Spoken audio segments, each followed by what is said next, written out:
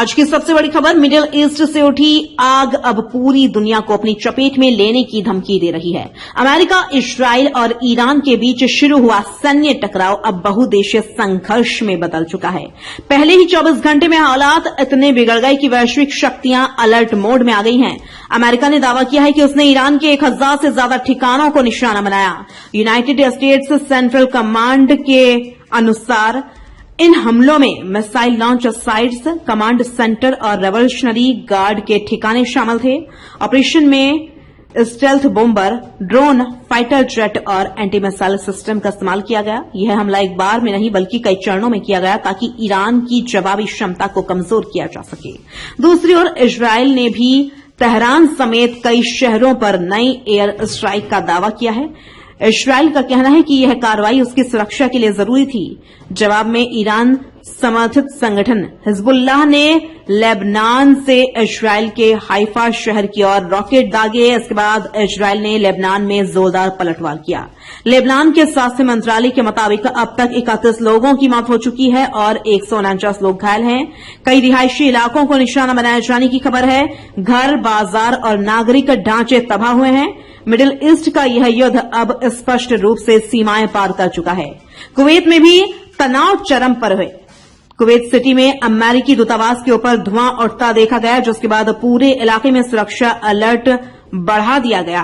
हालांकि नुकसान की आधिकारिक पुष्टि नहीं हुई है, लेकिन हालात बेहद संवेदनशील हैं। गल्फ कॉर्पोरेशन काउंसिल के सदस्य देशों यूएई, सऊदी अरब, कतर, बहरीन, कुवैत और ओमान ने आपात बैठक बुलाई। संयुक्त बयान में नागरिक इलाकों पर हमलों की कड़ी निंदा की गई और कहा गया कि क्षेत्र सुरक्षा को खतरे में डालने वाली किसी भी कार्रवाई का सामूहिक जवाब दिया जाएगा।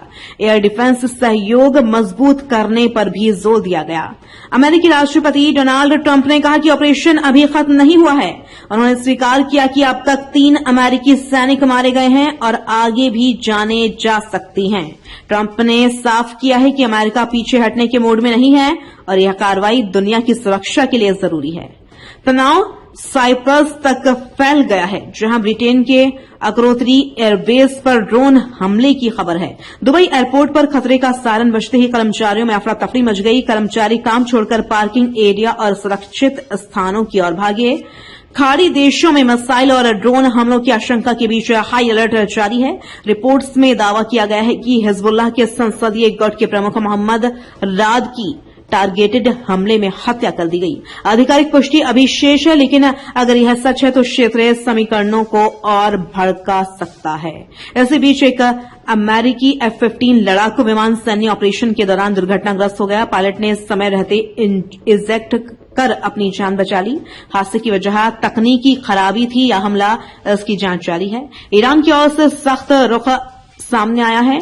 अली लारीजानी ने कहा कि ईरान अमेरिका से किसी भी प्रकार की बातचीत नहीं करेगा और अपने हितों की रक्षा के लिए जवाबी कार्रवाई जारी रखेगा। सबसे बड़ा झटका तब लगा जब ईरानी सरकारी मीडिया ने पुष्टि की कि अली खामनेई की तेहरान में हवाई हमले में मौत हो गई।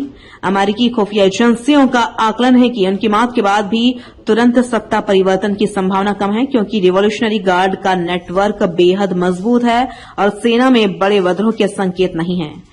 इस घटना की गूंज भारत के कश्मीर तक सुनाई दी। कश्मीर में करीब 15 लाख शिया आबादी है। खamenei की मौत के विरोध में लालचौका, सैदाकदल, बडगाम, बांदीपोरा, अनंतनाग और पुलवामा में बड़े पैमाने पर प्रदर्शन हुए। प्रदर्शनकारियों ने छाती पीटकर मातम मनाया और अमेरिका व इस्राइल विरोधी नारे लगाए। प्रशासन ने एहतियातन लालचौक के घंटाघर को बैरिकेड्स और कटीले तारों से घेर दिया। भारी संख्या में पुलिस और सीआरपीएफ के जवान तैनात किए गए हैं। निजी स्कूलों सहित सभी शैक्षिक संस्थानों को 2 दिन के लिए बंद कर दिया गया है।